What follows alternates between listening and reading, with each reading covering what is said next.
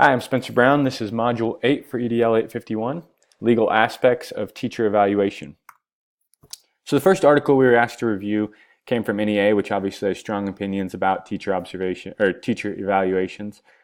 It discussed the law change with ESSA and what implications that has for teacher evaluation. The main thing is that it allowed for more state control and limited the Secretary of State's control to prescribe certain facets of evaluation.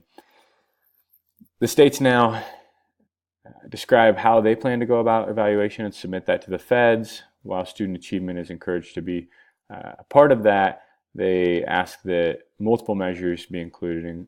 That could look like observation rubrics of teaching, as well as ways to develop the teacher, including coaches and mentors, in any way that evaluators can actually help differentiate for the performance of the teacher.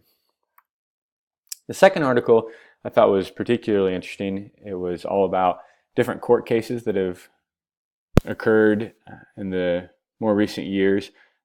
So the whole idea was examining the unintended consequences of the new evaluation, and that in this particular one was the litigation consequences. So it had 7 varying state examples, and the topics were all over the place, from how evaluations were now enacted and whether that was lawful, to whether or not assessment scores is appropriate to be utilized as evaluations, to even demographics and saying that these evaluations are biased in some way. So many of these cases are still in progress. Any of them that were from 2014 or more recent on this particular article were still in progress, but the majority of them were either dismissed or sided with the state. There was one exception of the 5 that were completed, which was initially ruled in favor, but then a year later was struck down, and then after that was the reversal was upheld in 2014. And so the union at that point said, we'll back up and we'll try to produce change through legislature. The last one was just an overview of how teacher evaluations is just kind of a sticky subject. And what I really liked about this article was it started by explaining the goal of teacher evaluations. And the goal really is to provide quality feedback that can help guide professional development. So quality feedback that can help a teacher almost self-report and understand, here's where I need to be and here's where I'm at. And so how can I get the professional development I need to become a better teacher based on really quality feedback? But that's a difficult thing to achieve. And as we've been examining today, and as administrators have found out for a lot of years now. And so the recent evolvement of teacher evaluations was then explored, and it talked about how all of this kind of came about because we had new research on what a quality teacher is, and we continue to be just overloaded with research about what is a quality teacher. So we want to utilize that research to make sure that we're helping teachers become the best. Then there became the interest in, well, how are we making sure that our teachers are preparing students beyond just the standards, the greater health of society? And then you have advocacy groups that start looking at evaluations and saying, hey, I believe the stat was 99% of teachers from 12 different districts were scoring satisfactory. How is it possible that all of our teachers are that satisfactory?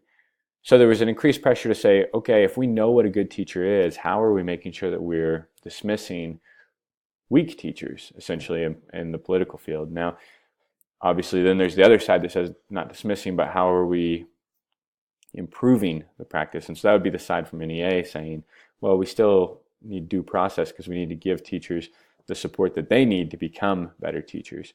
And so we have this lots of political pressure and how you handle the idea of quote unquote a weak teacher. And so evaluation has just become obviously a hot topic and something that's touchy to deal with. So my experience as teacher evaluations, believe is kind of how a lot of people's were. With all of these variables at play, I think sometimes administrators turn evaluation into just a paperwork and a compliance issue. So I was observed multiple times in the year. It would follow with a debrief, and then we'd go enter the summaries into the online platform. And so it was never incentivized, but it was fairly ineffective because it was simply pretty surface level things I did well, rarely things that I needed to improve. And that was unfortunate because, as we stated before, the whole idea of teacher evaluation and a principal is to be an instructional leader. And so that feedback can be really beneficial and is critical to a healthy system. And so I don't know that happened when I was a teacher, but I also understand the implications that sometimes create it to be shallow. So I'm unsure about how teacher disputes were handled. I actually am unaware of any teacher disputes happening while I was an educator. The lawsuit I chose to review, it was a 2014 case where Flint Hills School District released didn't renew two teachers' contracts, one a 16-year veteran and another an 18-year veteran.